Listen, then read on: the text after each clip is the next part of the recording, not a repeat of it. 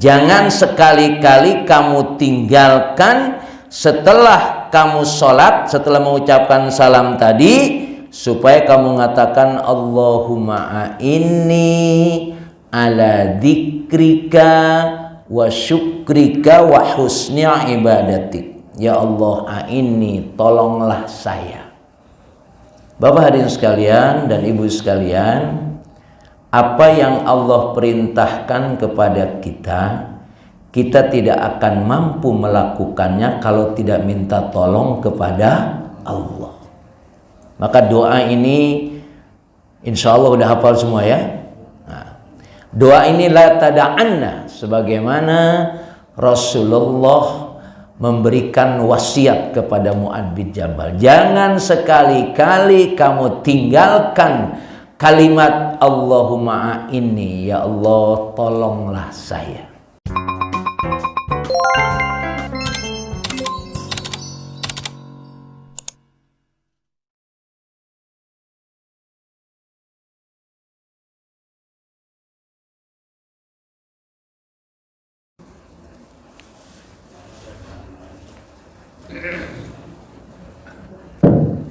Bismillahirrahmanirrahim.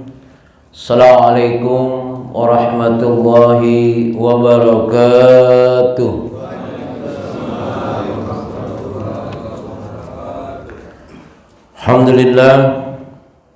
Alhamdulillahil qail fi kitabihil karim, a'udzu billahi minasyaitonir rajim. Innamal mu'minuna alladzina idza dzukirallahu wajilat qulubuhum wa idza tuliyat 'alaihim ayatuhu zadatuhum imanan wa 'ala rabbihim yatawakkalun. Asyhadu an la ilaha illallah wahdahu la syarika lah wa asyhadu anna Muhammadan 'abduhu wa rasuluh. Allahumma shalli wa sallim wa barik 'ala sayyidina Muhammad wa ala alihi wa sahbihi ajma'in, amma ba'du. Alhamdulillah, kita bersyukur kepada Allah Subhanahu wa ta'ala. Berbagai nikmat Allah berikan kepada kita. Alhamdulillah, tempat yang terbaik ini kita nikmati, sekaligus mensyukuri nikmat-nikmat yang Allah berikan kepada kita. Mudah-mudahan di tempat yang terbaik ini Allah limpahkan segala kebaikan kepada kita. Allah jadikan kita serta keturunan kita orang-orang yang mencintai ilmu. Amin ya rabbal alamin. Salawat serta salam kita sampaikan kepada Nabi kita Muhammad sallallahu alaihi wasallam, Nabi yang menjadi uswah kita dalam menjalani hidup dan kehidupan ini. Jamaah yang dimuliakan Allah Subhanahu wa ta'ala, di pagi hari ini kita melanjutkan tentang al-adhkar wal ad'iyah ba'da salam. Setelah sholat kita berzikir dan berdoa. Jangan habis sholat Allahumma lantas kabur. Duduk sebentar, setelah assalamualaikum. Ada beberapa riwayat kaitannya apa yang harus kita lakukan setelah salam. Makanya ada yang berpendapat kalau assalamualaikum lalu al-fatihah, itu nggak ada dalilnya itu. Ya, kan biasa begitu itu ya. Karena nggak mau berdoa, ya udah langsung salah, langsung fatihah, langsung doa. Itu pendapat. Beberapa riwayat saya bacakan pada pagi hari ini. Warada anin nabi jumlah adkarun wa ad'iyah ba'da salam yusannu lil musalli ayyatiya biha. Jadi memang setelah salam ini amaliyah yang kita lakukan adalah sunnah memang. Tapi kita juga tidak boleh memudahkan meninggalkan amalan sunnah. Justru Jamaah yang dimuliakan Allah Subhanahu wa taala, pada urusan ibadah ini kita banyak meninggalkan sunnah. Ya, kalau wajib mungkin udah insya Allah enggak. Antum sholat duhur jam 2 boleh enggak? Boleh. Tapi kalau sholat duhur jam 2 insya Allah enggak qobliyah, enggak ba'diyah. Betul gitu? Iya. Masih sempat sholat aja masih bagus, kata dia begitu. Padahal kita disunnahkan ada qobliyah, ada ba'diyah. Dan untuk bisa melaksanakan sunnah qobliyah ba'diyah itu kita akan mudah melakukannya ketika as-salatu ala waqtiha. An Sauban dan anu qala kana Rasulullah dan sarafa min salati istaghfarallaha salasan wa qala Allahumma antas salam wa minkas salam tabarakta ya dzal jalali wal ikram. Rahul jamaah ilal Bukhari wa jada Muslim faqultu lil Auza'i kaifa istighfar qala yaqul astaghfirullah astaghfirullah astaghfirullah.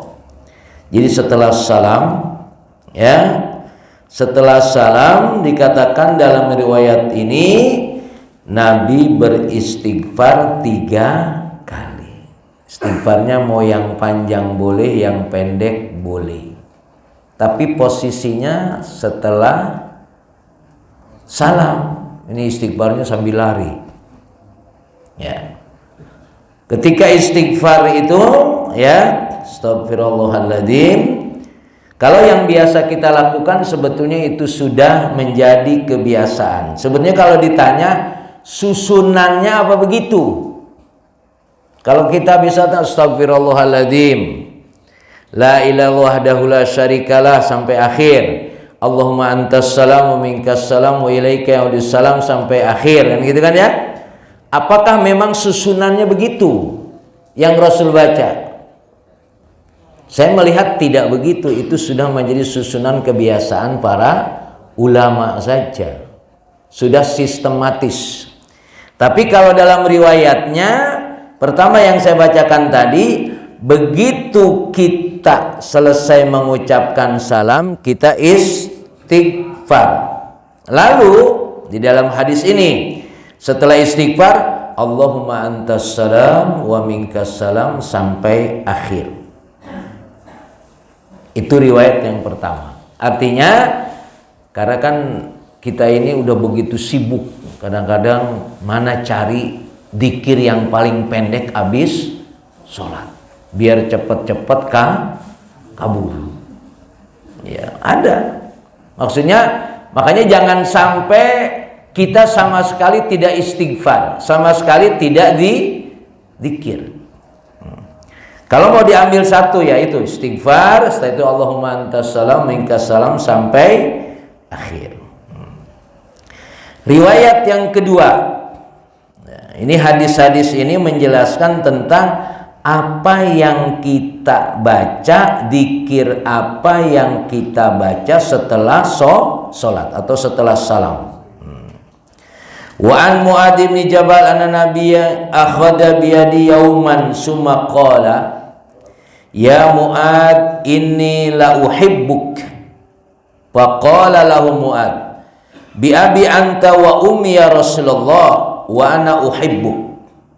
Qala usika ya Mu'adz la tada'anna fi duburi kulli salatin antakula Allahumma a'inni ala dzikrika wa syukrika wa husni ibadatik. Rawahu Ahmad wa Abu Daud wa Nasai wa Ibnu Majah wa Ibnu Huzaimah wa Ibnu Hibban wal Hakim wa qala sahihun ala syarti syaikhaini. Wa Nabi Hurairah Nabi qala atuhibbuna an tajtahidu fid du'a qulu Allahumma inna ala dzikrika wa syukrika wa husni ibadatik. Dalam riwayat lain, setelah kita selesai sholat, setelah salam, hadis dari Mu'ad bin Jabal bahwa Nabi akhadha bidi yauman, Nabi memegang tangannya satu hari, tangannya siapa? Mu'ad bin Jabal. Kata Rasulullah, ya Mu'ad, ini la uhibbuk. Hai Mu'ad, aku cinta kepada engkau. Aku sayang kepada engkau. Ini kalimat ini indah sebetulnya. Ya. Ketika Rasul mengatakan demikian, lalu kata Rasul, ya abi anta wa ummi ya Rasulullah. Mu'ad menjawab, demi ayahku dan demi ibuku ya Rasulullah, aku sangat mencintai engkau. Ya. Cinta Rasulullah. Lalu qala, setelah saling mengucapkan saling mencintainya tadi, lalu Rasul menyatakan, usika ya Mu'ad, aku wasiatkan kepada engkau ya Mu'ad, la tada'anna, jangan sekali-kali kamu tinggalkan. Kalimatnya di sini dalam bahasa Arab itu ada nun taukid. La tada'anna. Kalau secara bahasa biasa la tada, jangan kamu tinggalkan. Tapi ini ada nun taukid, la tada'anna, ada penekanan. Sehingga terjemahannya, jangan sekali-kali kamu tinggalkan setelah kamu sholat, setelah mengucapkan salam tadi, supaya kamu mengatakan Allahumma a'inni ala dzikrika wa syukrika wa husni ibadatik. Ya Allah, a'inni, tolonglah saya. Bapak hadirin sekalian dan ibu sekalian, apa yang Allah perintahkan kepada kita, kita tidak akan mampu melakukannya kalau tidak minta tolong kepada Allah. Maka doa ini insya Allah udah hafal semua ya.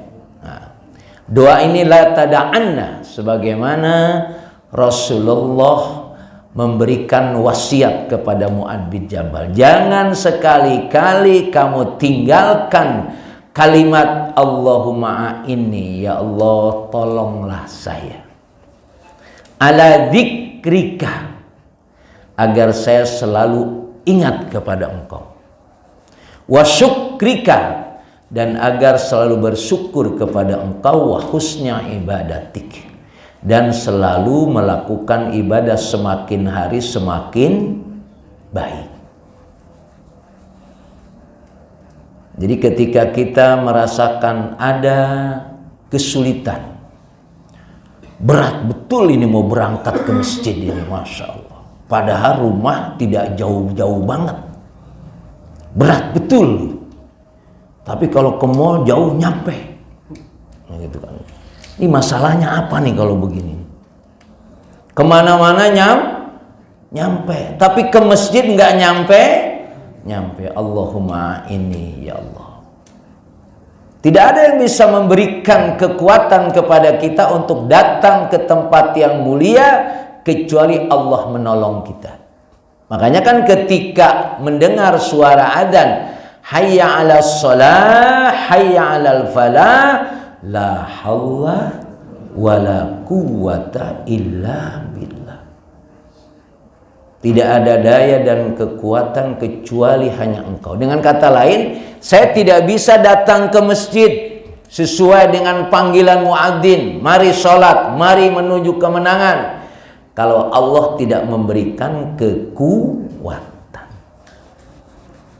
Maka antum ini sebenarnya kalau ada sholat subuh dua waktu tuh, jam 4:30 sama jam 8, milih jam berapa?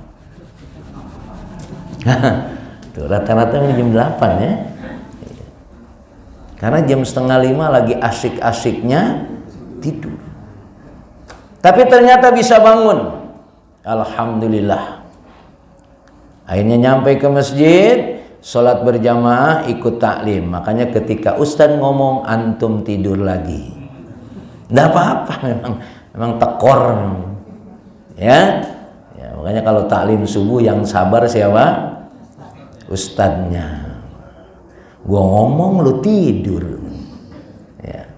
A'inni ala dzikrika wa syukrika wa husni ibadatik. Tolonglah saya ya Allah.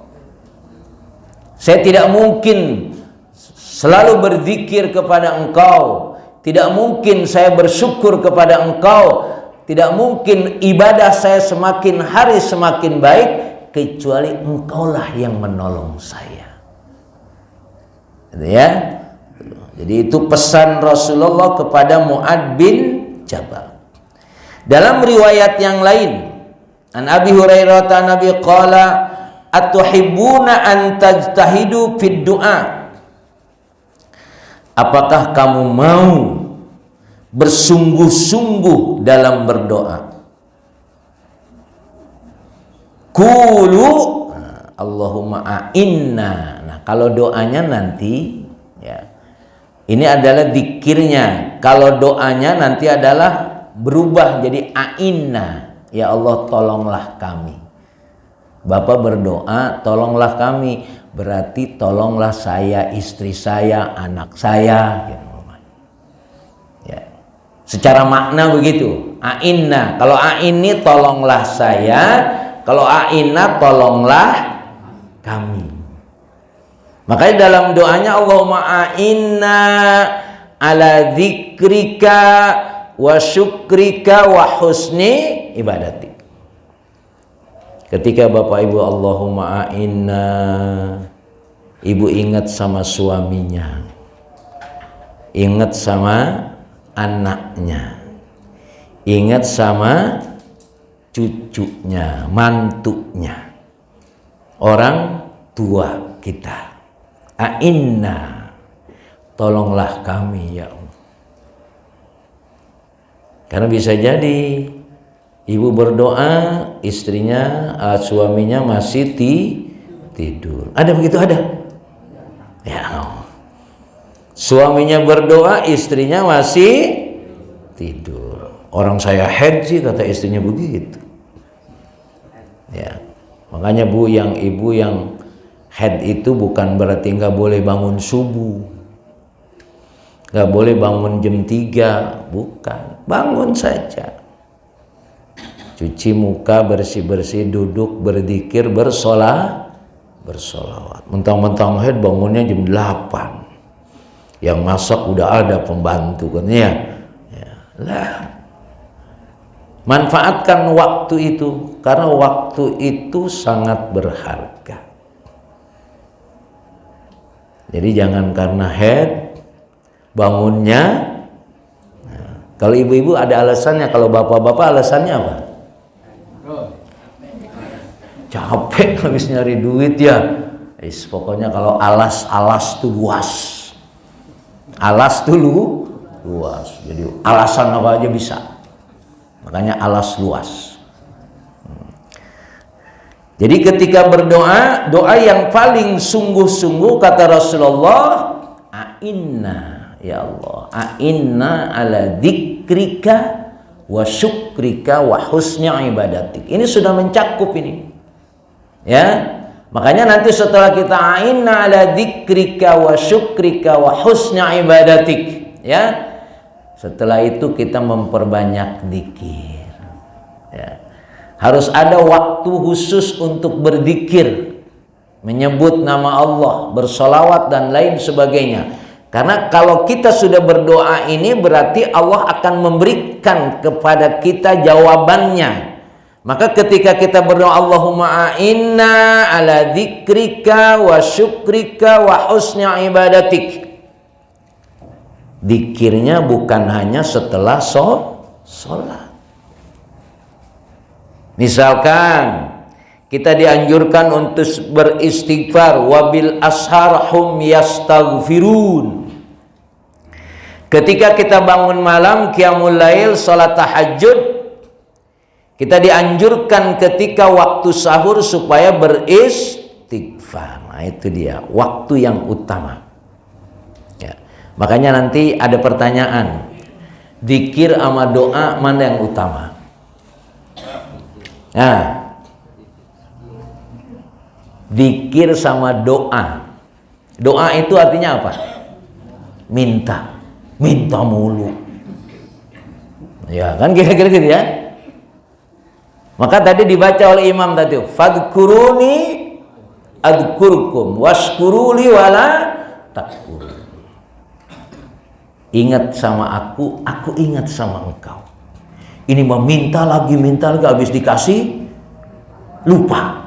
Nah, maka ada riwayat ya, walaupun sudah tentu doa dan zikir itu dua hal yang tidak bisa dipisahkan, tidak bisa ditinggalkan. Ini kalau saya tanya, ibu rumah udah punya, mobil udah punya, cucu udah punya, minta apa lagi? Ya kan gitu kan ya? Tetap ada yang diminta nggak? Ada. Cuma rumah udah punya, minta rumah lagi, minta mobil lagi. Padahal kalau kita meninggal, ada yang dibawa?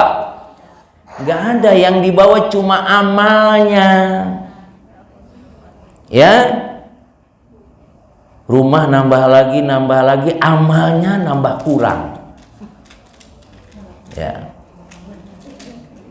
Maka kalau ibu bapak bingung berdoa, doa apa lagi ya? Pernah nggak bingung berdoa? Bisa jadi.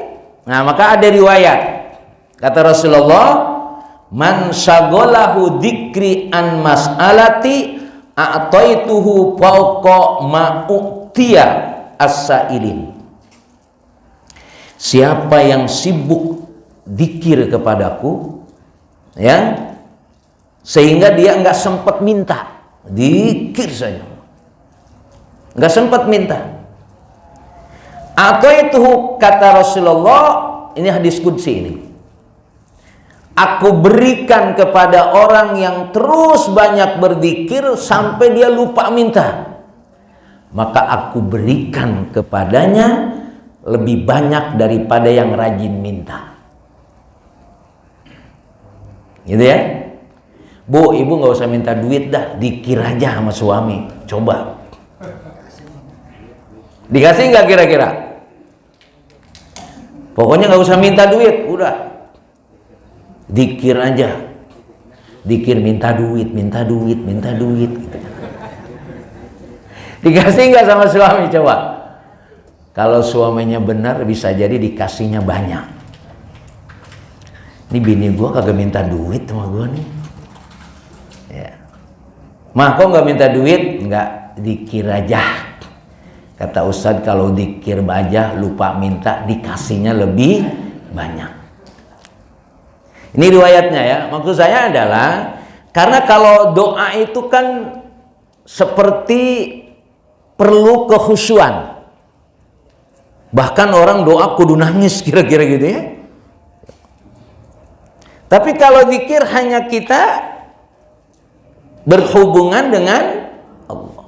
Makanya kan istighfar itu di dalam surat Nuh ayat 12, istaghfiru rabbakum innahu kana ghaffara yursilis sama alaikum midrara wa yumdidkum bi amwalin wa banin wa yaj'al lakum jannatin wa yaj'al lakum anhara. Berdoalah, beristighfarlah engkau, karena Allah itu maha pemberi maaf. Yumdidkum bi amwal, Allah akan tambah harta kamu. Jadi tidak usah minta duit, tidak usah minta rezeki, cukup kita beristighfar. Di dalam riwayat hadis, man lazimal istighfar, siapa yang melazimkan istighfar. Berapa kali istighfar sehari? Ya, itu Rasulullah 100. Yang Rasulullah doa apa dosanya kagak punya. Kalau kita ya paling enggak 101 lah. Ya karena kita dosanya banyak. Rasulullah dosanya dikit, bahkan nggak punya dosa, istighfarnya 100 kali. Nah kalau kita ngikutnya 100 kali kata Rasulullah, dalam hal ini dosa kita banyak, maka istighfarnya harus lebih banyak. Siapa yang melazimkan istighfar?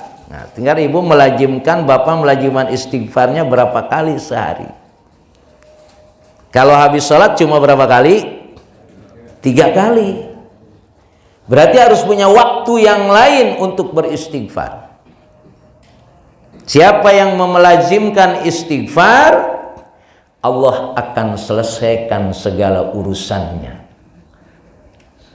akan mengeluarkan segala kesedihannya, dan akan diberikan rizki dari jalan yang tidak diduga-duga. Makanya kan kalau sudah banyak beristighfar, bersolawat, aman sudah. Istighfar tadi Rasulullah 100 kali, kita harus lebih. Kalau tadi kan ya ayyuhalladzina amanu dzkurullaha dzikran katsira. Nah, banyaknya berapa? Ya banyaknya sebanyak-banyaknya. Yadzkurunallaha qiyaman wa qu'udan wa ala junubihim. Sebanyak-banyaknya kita ketika duduk, ketika berdiri, ketika berbaring. Nah. Jadi setelah berdoa tadi, Allahumma a'inna ala dzikrika wa syukrika wa husna ibadatik, kita lakukan dzikir pada waktu yang lain, syukur pada waktu yang lain. Bersyukur. Rasulullah itu sholatnya, sholat malamnya kakinya bengkak, sampai bengkak. Ya kan, dalam riwayat Rasulullah sholat malamnya kakinya sampai bengkak. Aisyah negur, ya kalau bahasa kita nggak gitu-gitu amat kali, gitu kan. Karena sampai bengkak. Kalau kita belum sholat udah bengkak duluan. Ya. Ketika Rasulullah ditegur oleh Aisyah karena sampai bengkak kakinya, ya, kata Aisyah, dosa engkau sudah diampuni, dosa yang lalu, dosa yang akan datang. Ngapa ribet amat, kira-kira gitu? Ya. Apa jawab Rasulullah? Emang nggak boleh. Justru karena dosa saya sudah diampuni, saya mau bersyukur. Bu, Pak, kalau Bapak duitnya udah banyak, bukan berarti nggak usah nyari duit lagi. Cari duit lagi. Orang udah banyak, duit banyak itu adalah titipan, berikan sama yang lain. Ini mentang-mentang duitnya banyak, udah kagak mau nyari duit lagi, cari sekaya mungkin untuk ibadah kepada Allah. Tapi sampai Rasulullah tadi, karena dia diampuni dosanya, tetap ibadahnya lebih banyak, lebih dikit, lebih banyak. Dalam rangka apa? Bersyukur. Kan mestinya kalau dosa udah diampuni, ngapain sholat banyak-banyak, ya? Apalagi sampai bengkak. Tapi justru ketika Rasulullah sadar betul dosanya sudah diampuni, maka ibadahnya lebih kuat. Iya Ustadz, makanya saya ibadah malas-malas, orang saya rezekinya dikit gitu. Coba kalau rezeki saya banyak, saya juga rajin ibadahnya. Justru yang bikin rezeki kita dikit karena ibadahnya dikit. Karena kalau orang bersyukur itu la azidan naku.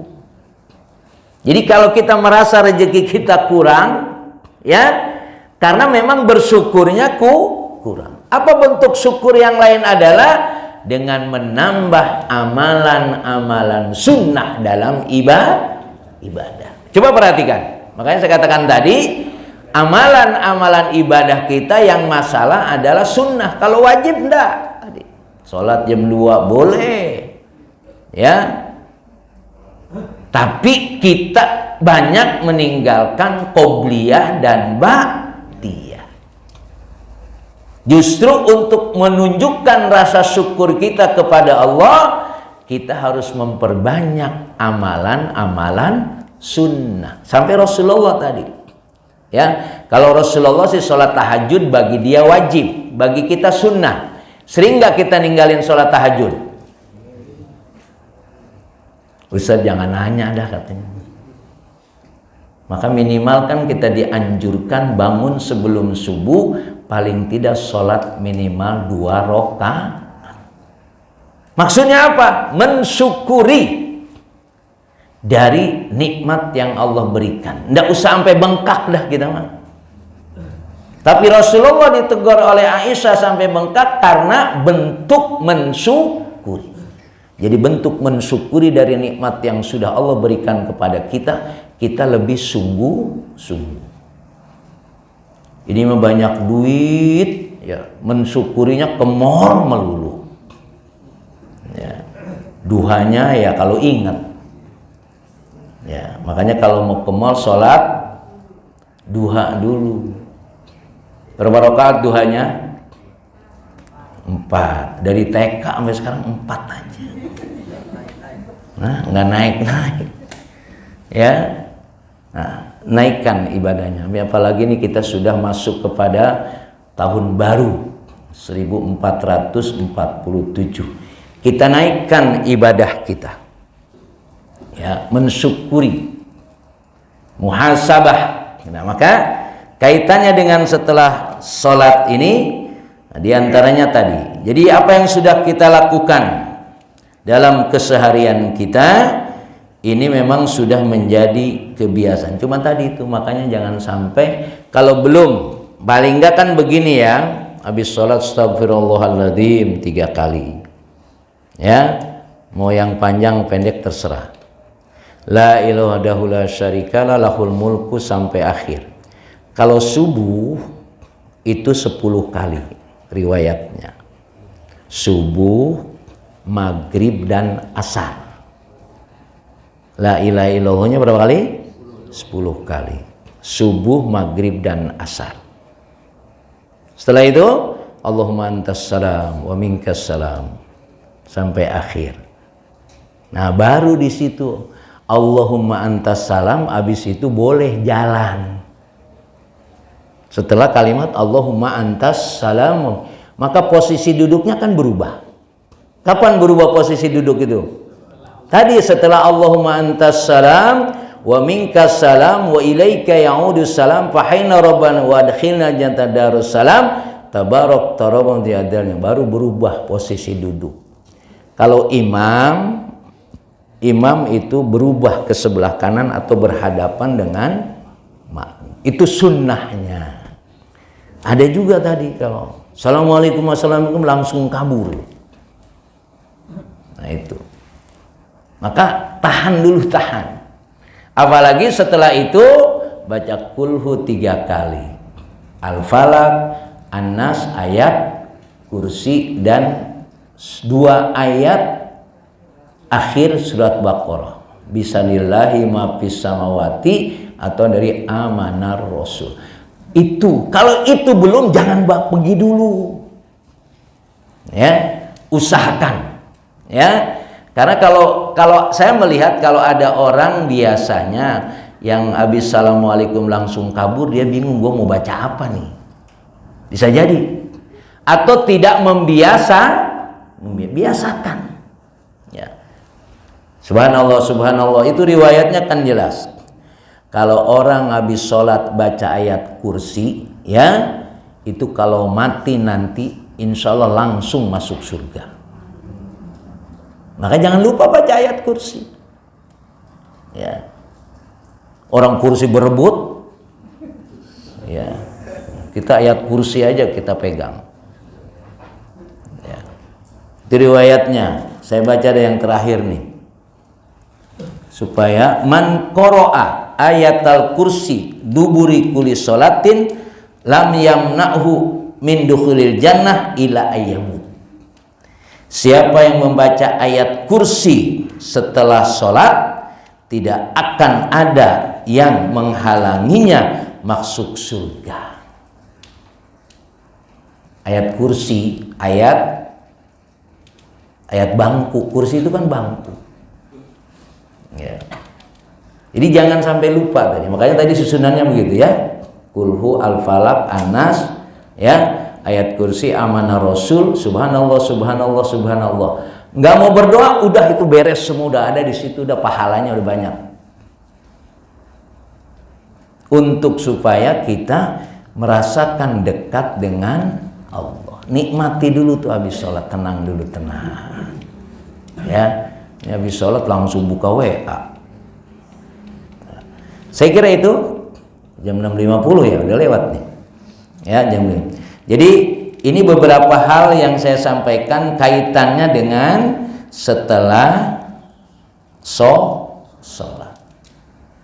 Supaya kita menikmati. Dan termasuk doa yang makbul itu setelah sholat. Biduburi kulli sholati. Maka tadi kan kalau ibu bapak rasanya doanya sudah tidak konsentrasi, sudah dikir saja tadi. Mengikuti dikir. Sholat sunat, nah setelah sholat sunat tambah lagi istighfarnya. Ya, jangan berapa tadi? Jangan 100. Astagfirullahaladzim, astagfirullahaladzim. Ya, itu 5 menit selesai bu. Ya, astagfirullahaladzim, astagfirullahaladzim, astagfirullahaladzim, astagfirullahaladzim. 5 menit selesai. Tapi istighfar itu bukan hanya dari mulut. Merasa nggak kita punya dosa? Nah itu dia.